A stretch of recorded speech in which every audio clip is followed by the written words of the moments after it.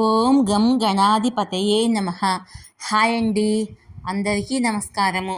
మనం ఈ వీడియోలో సూర్యుడి నక్షత్ర మార్పుతో అదృష్టం పొందబోయే రాశులేంటో మనం ఇప్పుడు తెలుసుకుందాం. ఈ రాశుల వారికి రాజయోగం పొందబోతున్నారు. ఇందులో మీ రాశి ఉందేమో చూసుకోండి. ఈ వీడియో కనుక మీకు నచ్చినట్లయితే లైక్ చేయండి, షేర్ చేయండి, సబ్స్క్రైబ్ చేసుకోండి. ప్లీజ్ సబ్స్క్రైబ్ మీ, సపోర్ట్ మీ. ఈ వీడియో లాస్ట్ వరకు స్క్రిప్ట్ చేయకుండా చూడండి. ఇలా చేయడం వల్ల ఈ వీడియో మరికొంతమందికి రీచ్ అవుతుంది. ప్లీజ్ సపోర్ట్ మీ, సబ్స్క్రైబ్ మీ. గత ఏప్రిల్ 27వ తేదీన సూర్యభగవానుడు అశ్వని నక్షత్రంలో ప్రవేశించాడు. ఆ తర్వాత మే 11న భరణి నక్షత్రంలోకి ప్రవేశిస్తాడు. సూర్యభగవానుడు నెలకు ఒకసారి తన స్థానాన్ని మార్చుకుంటాడు. అయితే అతను 15 రోజులకు ఒకసారి నక్షత్రాన్ని మార్చగలడు. ఇది జరిగినప్పుడు మొత్తం 12 రాశిచక్ర గుర్తులు ప్రభావితమవుతాయి. గత ఏప్రిల్ 27న సూర్యభగవానుడు అశ్వని నక్షత్రంలోకి ప్రవేశించాడు. ఆ తర్వాత మే 11న భరణి నక్షత్రంలోకి ప్రవేశిస్తాడు.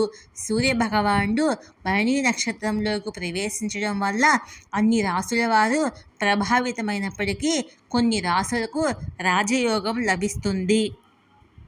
ఆ రాశులు ఏంటో ఇప్పుడు మనము తెలుసుకుందాము.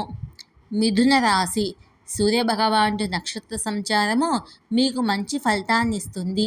పనిలో కష్టపడి పనిచేస్తే మంచి ఫలితాలు వస్తాయి. ఉద్యోగ స్థలంలో పదోన్నతి, జీతము పెరగవచ్చు. కొత్త ఆదాయ వనరులు పెరుగుతాయి. ఇక రెండవ రాశి సింహరాశి. సూర్యభగవానుడి నక్షత్ర సంచారము మీకు అద్భుతమైన ఫలితాలను ఇవ్వబోతుంది.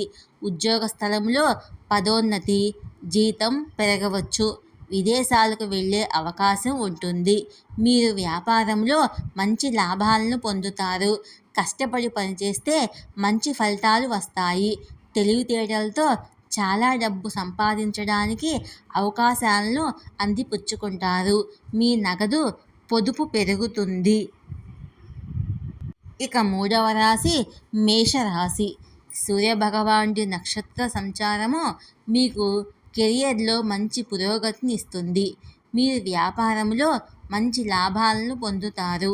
ఉద్యోగ స్థలంలో పదోన్నతి, జీతం పెరగవచ్చు. మీరు ఆర్థికంగా మంచి పురోగతిని సాధిస్తారు. కొత్త అవకాశాలు మీకు మంచి ఫలితాలను తెస్తాయి. తెలివైన పెట్టుబడులు మీకు మంచి రాబడిని అందిస్తాయి. ఈ వీడియో కనుక మీకు నచ్చినట్లయితే లైక్ చేయండి, షేర్ చేయండి, సబ్స్క్రైబ్ చేసుకోండి.